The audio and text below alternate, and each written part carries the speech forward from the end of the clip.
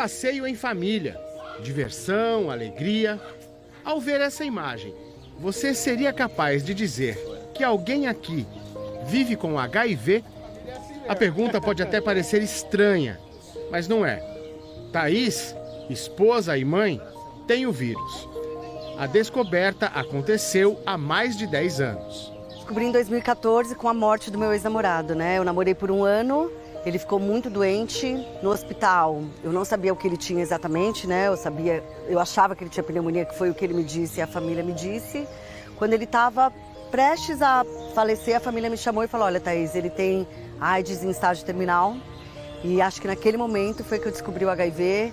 Apesar de eu ter feito o exame 1 semana depois, né? Mas eu acho que naquele momento que ela me falou, eu já tinha certeza que eu tinha, porque a gente não usava preservativo, ele era meu namorado, então era muito improvável que eu não tivesse pego. Então eu descobri ali naquele momento no hospital e comprovei 1 semana depois.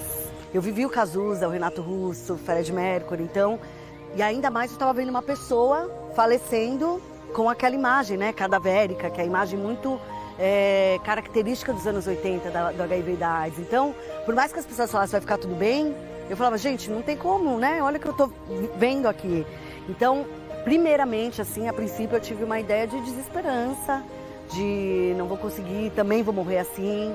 E pra mim eu acho que foi tudo muito junto, né? Porque além de eu ter pego o diagnóstico, eu também tava perdendo uma pessoa, que eu também tava numa dúvida se eu sabia se foi de propósito, se ele não sabia. Então, até para me posicionar em relação ao meu sofrimento, eu estava um pouco confusa. Thaís não desistiu, lutou, se cuidou e conheceu o Rodrigo.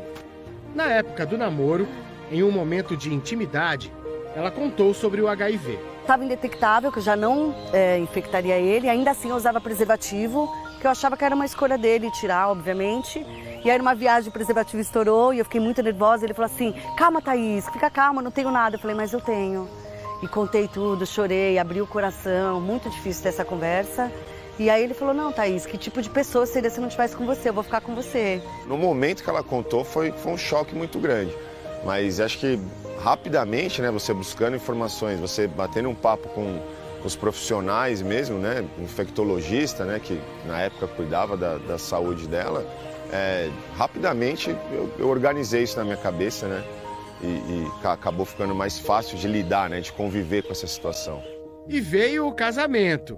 E logo vieram os filhos. Eu estando indetectável, o risco de passar para os bebês já era super pequenininho, né? Menos de 2%. Ainda assim tem alguns cuidados. Eu fiz esses exames um pouco mais espaçado, ao invés de fazer de 8 meses, fazia um pouco menos, só para saber se eu seguia indetectável. Tem uma parte de vacinação, fiz o pré-natal. A minha gestação foi bem tranquila mesmo. E aí, hoje em dia, você já pode fazer parto normal. Na minha época, você tinha que fazer cesárea, que você tinha menos contato com sangue, com o bebê. Eu tomava um remédio intraparto, para caso eu deixasse de estar indetectável no momento do parto, esse remédio ia cortar e eu estaria indetectável, não passaria para os bebês. Eu não pude amamentar, isso é um protocolo que ainda segue até hoje. E isso para o Brasil, né? Tem alguns países da África que por causa de desnutrição você pode amamentar, mas aqui você não pode amamentar. Quem sabe em algum momento você possa, mas no leite materno você tem o vírus. E os bebezinhos tomam um xaropinho nas primeiras semanas, porque eles nascem com meus anticorpos, mas eles nascem sem o vírus e em 2 anos você faz os últimos exames, então nem meus anticorpos eles tiveram mais. Então assim, é como se eles não tivessem tido nenhum contato com HIV, e que eu acho que é o mais incrível, né? Quando a gente fala de maternidade, assim, de HIV, eu gerar 2 crianças negativas, eu acho que é o ápice, assim, né? Então, quando as pessoas me perguntam muito sobre preconceito, né? Eu falo, gente, eu gerei 2 crianças, se você não quer tomar no meu canudo, eu não fico triste com você, eu fico triste por você. Porque, assim, em 2025 eu tenho 2 crianças, uma de 8 e uma de 7 anos, e as pessoas estão ainda falando de como eu separo minha toalha, não dá mais, né? Eu olho para os 2 ali e eu sei que eu zerei a vida. Minha vida é completa hoje.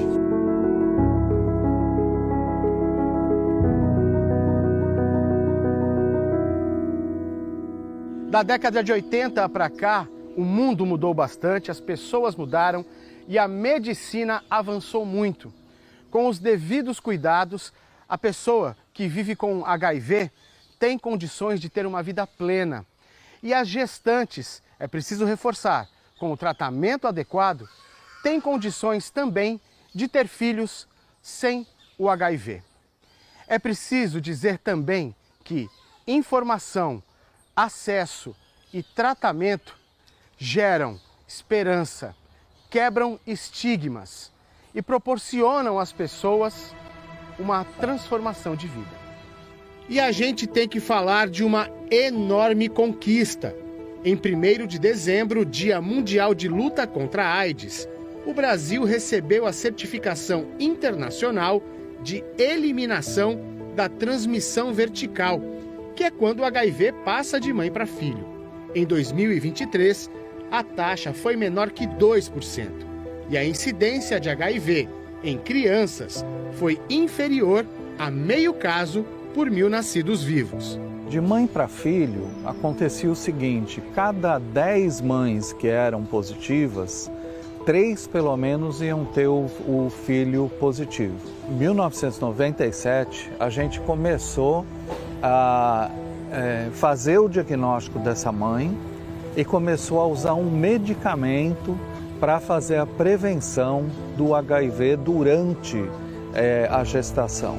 Atualmente, como isso evoluiu muito, né, a gente conseguiu detectar mais cedo na mãe, no pré-natal é obrigatório fazer o teste do HIV, e conseguiu medicamentos mais eficientes, com menos efeitos colaterais, mais segurança para a criança que está dentro da mãe, para garantir que essa transmissão não ocorra, caia para zero. A transmissão hoje pode ser zero, né? Mas isso demorou muito tempo para a gente chegar e hoje, felizmente, a gente está nessa situação. A vida da Thaís é cheia de amor e felicidade. E como é bom poder falar de casos assim. Hoje ela trabalha usando a própria história e experiência para transformar vidas. Acho que as pessoas têm a informação errada, eu tenho a informação certa, eu não posso guardar isso para mim, eu preciso falar. Comecei a falar e cada vez que eu falava eu me empoderava mais, né? Ficava mais forte, assim. E eu falei, quando eu escrevi um livro, que eu escrevi um livro dessa história, que eu achei que era uma história muito completa, né? Que ela conta desde que você morre hoje em dia, se você não se cuidar, como nos anos 80, até a parte da maternidade, que é outro ápice. Eu falei, é uma história muito completa, né? Que fala de aceitação. E é um livro que não é uma história de AIDS, né? É uma história de amor, eu sempre falo. A ideia de escrever o livro era... Eu queria ser para alguém, uma pessoa que fosse o que talvez eu não tive na época. Então era essa a minha intenção, mas tomou uma outra proporção, né? Eu acho que tem muita desesperança, muitas pessoas desistem, né? E eu acho que o ápice para mim mesmo é quando eu recebo uma mensagem de uma menina que fala, olha, Thaís, eu quero acabar com a minha vida, não dá. E no ano seguinte ela me manda, Thaís, olha o ultrassom do meu bebê por causa da sua história. E aí eu acho que... Valeu, né? É isso. Aí valeu. Aí valeu.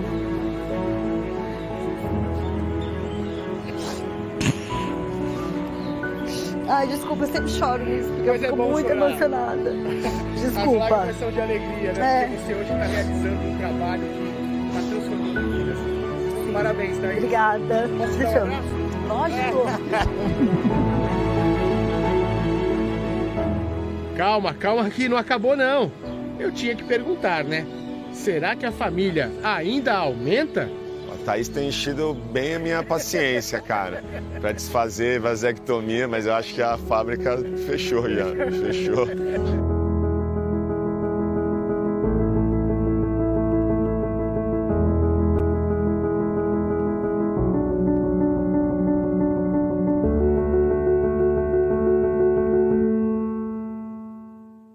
Ô, Rodrigo, atende aí, vai, pedido da Thaís. Que história linda, gente. Assim que a gente termina essa série, né? Nos últimos 4 dias a gente mostrou reportagens especiais para você que foram feitas com muito carinho. Obrigada a cada entrevistado que dividiu suas histórias com a gente. Muitos enviaram mensagens para a nossa equipe elogiando o trabalho. Fica aqui o nosso muito obrigado. Obrigada a Fabiano Roma e Fredinho Dias pelo cuidado com a captação das imagens e entrevistas.